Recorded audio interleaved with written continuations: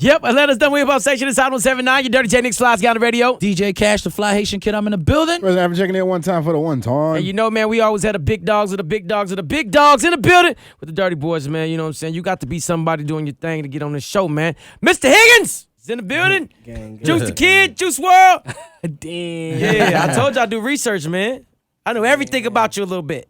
Damn. Everything. Shot-town. He know everything about you a little bit. A little bit. So what the name change, man? Juice the Kid was named, well.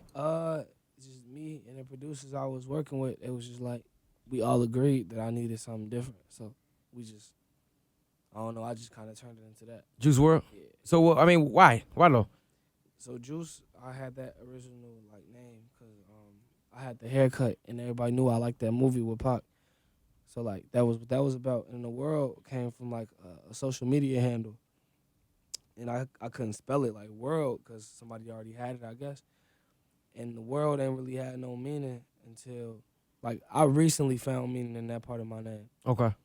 And it just represents just being globally, like taking over the world pretty much, being globally known and heard globally. You seem real conscious of who you are as a person at a young age. That's usually, you don't really find that into a lot of young cats. Like, where does that come from? I'm learning.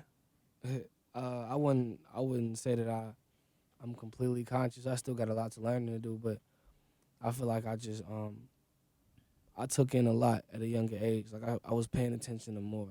I do pay attention to more, I feel like, than most people my age. Right. That's a gift and a curse though. Because if you really start thinking about stuff that like was really going on at a young age, the reason why most people around my age don't really think about it is because people can't really handle like the truth. Right. You know what I'm saying? So like, it's a gift and a curse because that's a lot on my shoulders. Right. Knowing some of the stuff that I know and listening to stuff that I listen to and pay attention. Like I don't tune out stuff. You know how some people, they hear something they don't want to hear, they Right, I don't want to hear it. tune it out. Put it under brush it under the rug. Yeah, it's like I'm not capable to do that. So like, it's a gift and a curse to have more knowledge than most people, but at the same time, it kind of haunts you. Right. You know what I'm saying? So Growing up in Chicago, man. Because you being a young cat in Chicago, so we're a rough spot. Chicago's rough. And I think the new generation, and there's no shade to the young cats, but y'all be doing some fucked up shit. The new generation is like, they just running wild. Like, we just had an incident where, you know what I'm saying, they doing random acts of violence and just like killing and not thinking. Like, there's no order. It's not being no gangster either, because it's like, I saw an Instagram video. I forgot who was saying this.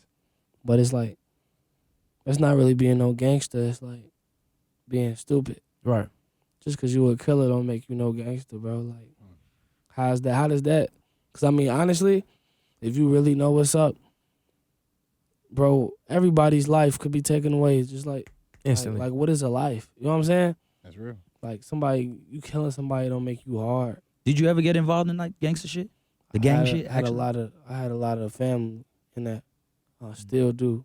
Kind of like by default. But, you know, I always had my own lane regardless who I was around, though. You ever been in a situation where you're like guilty by association, even though you may not have been fully initiated into a gang, but the other side see you and want smoke because they know you hang with? All the time. I mean, and it's like just my close friends and the people I call family, it kind of draws you into that. Right. So like, yeah. But I always, like I said, I always been different. I always been on my own little shit, my own little wave. So When did you notice, like, at a young age when you were different? Like, you know what? Like, it's something, I got something that's a little different. I don't think like the rest of these people. my music choice and how old I was listening to the stuff I was listening to. Give me an example. I was listening to Future back when I was in 6th, 5th grade, wanting to sip lean in 6th, 5th grade. Wait, you was in 5th grade when Future came out? 6th grade, give or take. Old as fuck. I'm 19 now. I was in 5th, 6th grade when True Story came out. Wow. Yeah. That man right there put me on. That's dope. I've known him for over 10 years. So let me ask you this, Juice.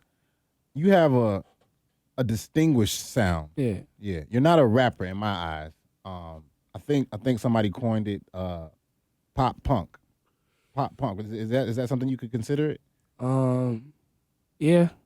Because it's like that's some of the influences from that area. So yeah. So who are some of your biggest influences when you go in the studio? This is the rawest question. Anybody from like Billy Idol to Sosa? Honestly. That's a big margin of music. Yeah, Right. for real. Like, I mean, it's funny you say that because Lucid Dreams, like, I heard Sting doesn't clear no samples. That's where the original sample's from. I've only heard one other person use that sample. Nas, right? And that's Nas. And I heard anybody else, he always came after for their samples. Like Diddy used a sample, and I heard Diddy pays him something like $2,700 a day. Diddy got money. Diddy loses, from paying him because he didn't approve Diddy from using. So how is it that you got away with using that sample for one of your biggest hits? I don't know. I feel like they just like the song, I guess. It's cool. I mean, it's cool that it wasn't really that much of a hassle to get it cleared, you know? 'Cause I know some people get put through hell. I mean, he put Diddy through hell. Yeah. You know what I mean? That's a rich-ass man. Right. He put Diddy through hell. And I've heard tons of stories about him not clearing for nothing. Like saying, Yeah. no, that's why Nas is like one of the only other people that has sampled him.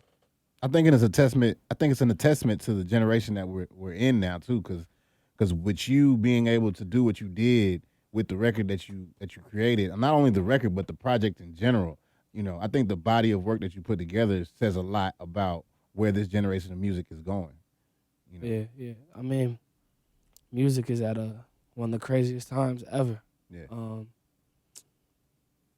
It's going in every direction, all different types of genres. Everybody's trying to genre bend now, and just crossing between different ones. Everybody want to be a rock star now.